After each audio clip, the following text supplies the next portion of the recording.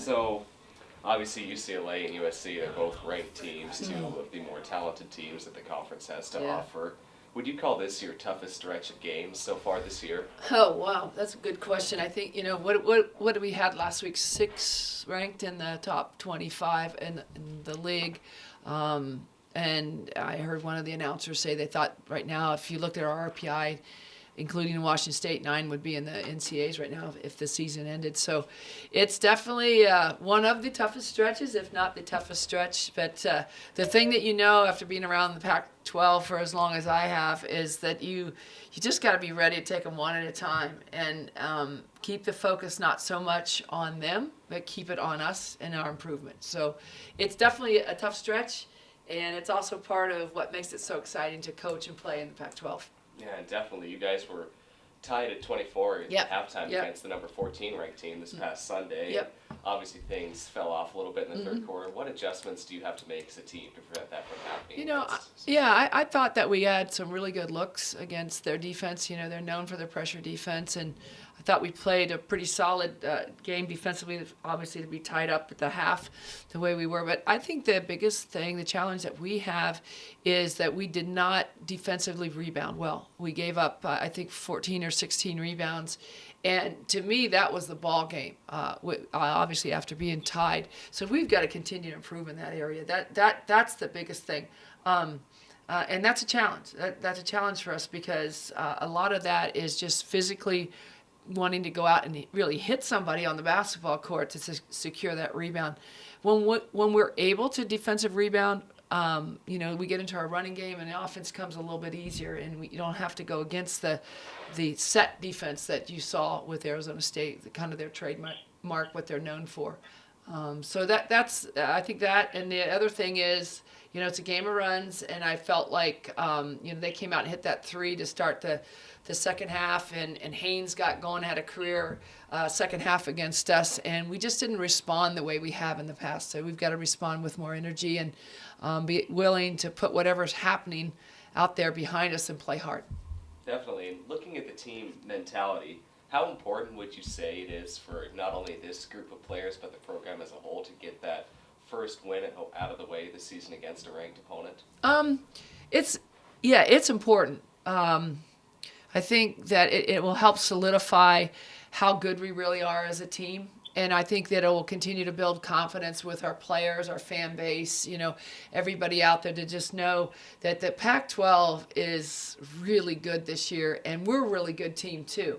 And, when you get it against a ranked opponent, then I think, it makes it all the more fun, but it helps build that whole mindset that, we belong here and we're competitors too. Definitely, and the first game's not until Friday at 8 p.m., obviously, but so far in practice time and film, what have been the focal points of your approach to attacking these two teams? We did have yesterday off, and but the focal points today will be to take care of the basketball because you're going to play against 2 very good defensive teams again on Friday and Sunday. So to be strong with the basketball, limit their second touches. Again, offensive rebounding by the opponent is an extreme focus will be on that in the next few days. So taking care of the basketball offensively against the variety of defenses that we're going to see by both teams, and for us to continue to improve, but we have to really get tough-minded about the defensive rebounding.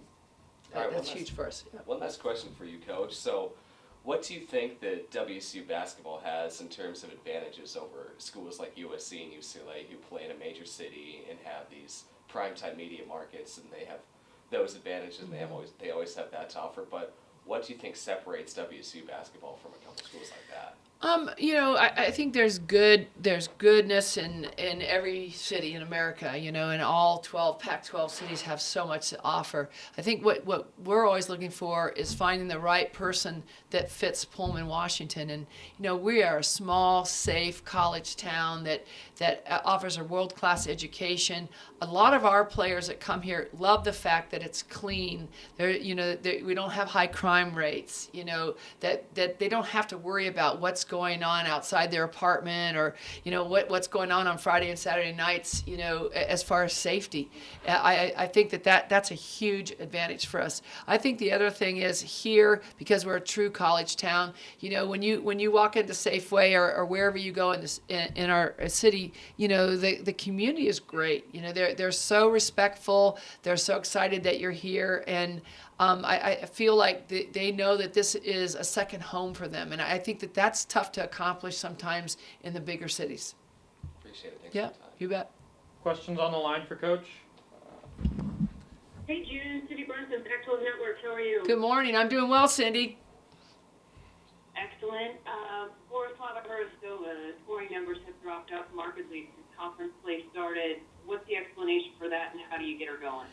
Well, I think Bobby is a tremendous player, and she's still averaging 15 a game in the league and she's a true freshman in the league. So I think Bobby's doing great.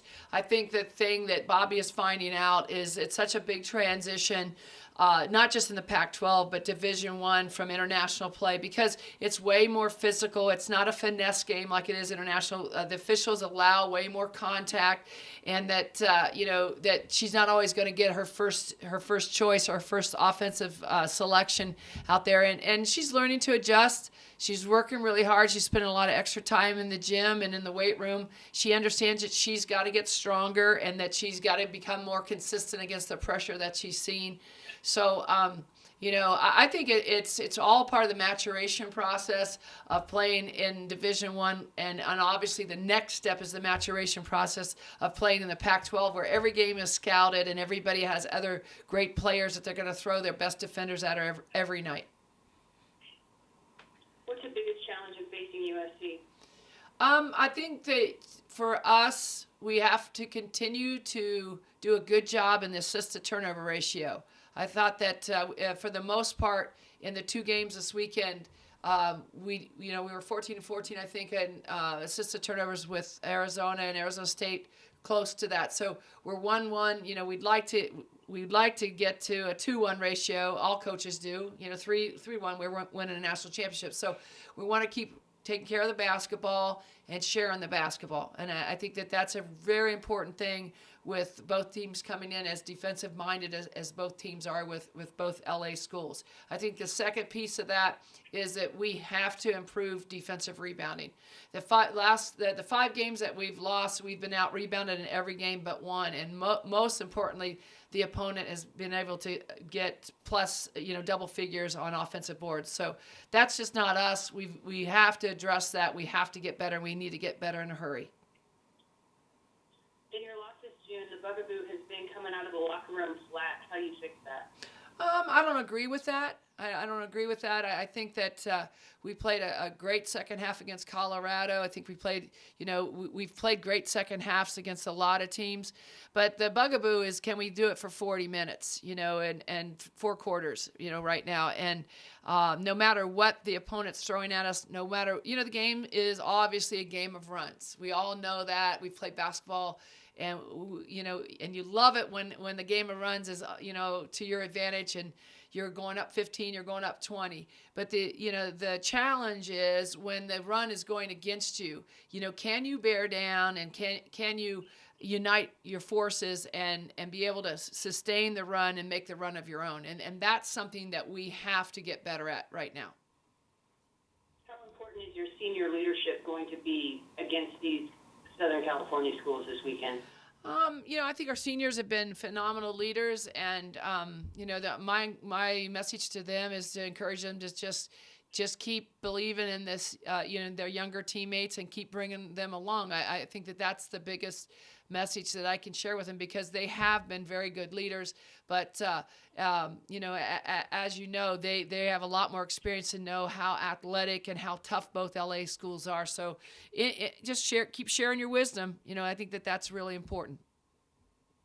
June, are you going to roll out video from that upset win over Maryland, your signature win since you've been at WSU, so these young kids know what this program is capable of? That's last year. And, it was great. It was a great accomplishment on neutral court. And obviously Maryland's doing great this year and was in the Final Four the last 2 years. and stuff. But that's not us. That's not who we are right now. It's real important that these kids are they're internally motivated. They're self-motivated, and they have a lot of pride. And I think they have a lot of confidence in being able to beat ranked teams and stuff. And right now, the biggest thing for them is just continue to focus on how we can improve as a team individually and collectively, and a lot of that is just continue to have confidence in yourself and your teammates and keep working hard. What do you like best about this team, June? I think we're talented. I think we're competitive. I think we're deep at a lot of positions. I think that we've been able to, you've seen us mix and match players according to strengths that we're looking for. For example, Taylor Edmondson played some 4 against Colorado's smaller lineup and was really effective. She played the 4 against their bigger lineup and was really effective because she's so good off the dribble. She's so good from 3 that it makes mismatches for opponents and makes them adjust. That's just one scenario, but there's quite a few more than that.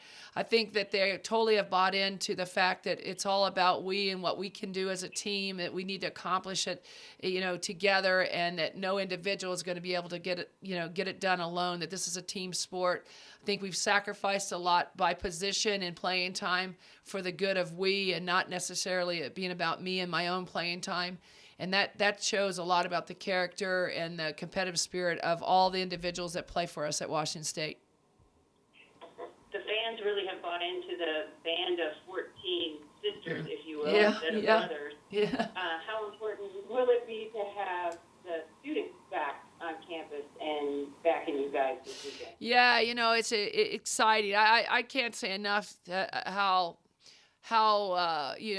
neat it is that even over Christmas break, when it was -20 outside, snow and ice all over the sidewalks and roads, that our fans came out and supported us. Just can't say enough about how much we appreciate that. It'll be wonderful to have the Zoo Crew back in the building. I thought that the crowds got really loud this weekend for us, and we appreciate that. And let's double, triple those numbers and make sure that we have that 6-person advantage at home in Beasley. I think that that's real important. But between our Zoo Crew, our band, our drum line, our fans in the community, our fans that come down from Spokane and Roselia and everywhere else, we just really appreciate them, and we want to go out there and play our butts off because we take great pride in representing Washington State.